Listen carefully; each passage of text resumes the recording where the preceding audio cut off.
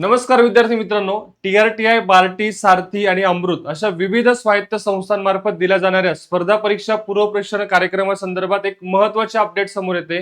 विद्यार्थी मित्रांनो, वयोमर्यादेमध्ये सुद्धा बदल झालेला आहे. जी विद्यार्थ्यांची जी मागणी होती त्या मागणीला अखेर यश आलेलं आहे. विद्यार्थी मित्रांनो, त्यासोबतच तुम्हाला अर्ज करण्यास देखील मुदतवाढ मिळालेली आहे.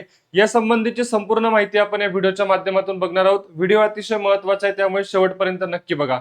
बघा विद्यार्थी मित्रांनो, नुकताच TRTI कडून एक प्रसिद्धीपत्रक जाहीर करण्यात आलंय 26 ऑगस्टचं, म्हणजे आजचं हे प्रसिद्धीपत्रक आहे. आता यामधला जो काही मूळ उद्देश आहे लक्षात घ्या. त्यामध्ये बघा, सर्वकष धोरणाच्या अनुषंगाने 2026-27 करिता TRTI, बार्टी, सारथी, अमृत आणि आरटी या स्वायत्त संस्थांमार्फत जे स्पर्धा परीक्षा पूर्व प्रशिक्षण राबवलं जातं, या अनुषंगाने लाभार्थी निवडीकरिता जी काही सीईटी घेण्यात येणार आहे, म्हणजे सामायिक चाळणी परीक्षा 2026 जी घेण्यात येणार आहे, त्याची ऑनलाईन अर्ज मागवण्याची जी काही प्रक्रिया ही 9 ऑगस्ट पासून सुरू करण्यात आली. बरोबर.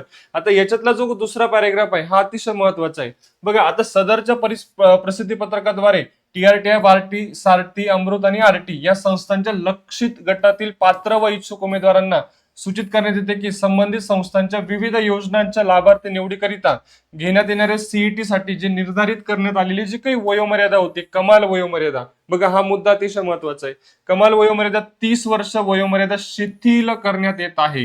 म्हणजे शिथिल याचा अर्थ आता ती जी काही अट शासनाने जे काही या संस्थांमार्फत देण्यात आली होती, तर ती आता शिथिल झालेली आहे. म्हणजे तुम्ही 30 वर्षापेक्षा जास्त जरी उमेदवार असेल तरी आता तुम्ही या ठिकाणी अर्ज करू शकतात. बघा, त्यामुळे उमेदवारांनी ऑनलाईन अर्ज सादर करण्यापूर्वी स्पर्धा परीक्षा पूर्व प्रशिक्षण योजना व संस्थेनुसार लागू असलेली सुधारित किमान वयोमर्यादा निकष संबंधित संस्थेच्या अधिकृत संकेतस्थळावर प्रसिद्ध करण्यात आलेल्या सूचनेनुसार काळजीपूर्वक तपासून ऑनलाईन अर्ज सादर करावा. बघा, लक्षात घ्या, अतिशय महत्वाची बातमी आहे.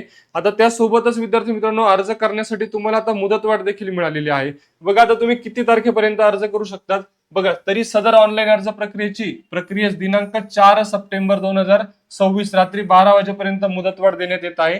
तदनंतर त्यास कोणत्याही प्रकारची मुदतवाढ देण्यात येणार नाही, याची सर्व उमेदवारांनी नोंद घ्यावी. म्हणजे आता मुदतवाढ साधारणतः 4 सप्टेंबर पर्यंत झालेली आहे.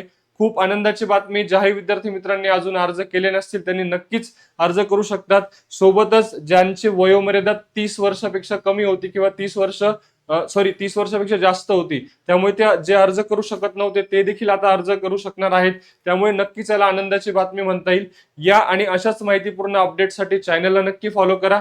व्हिडिओ आवडला असेल तर लाईक करून आपल्या जास्तीत जास्त मित्रांना नक्की शेअर करा. धन्यवाद.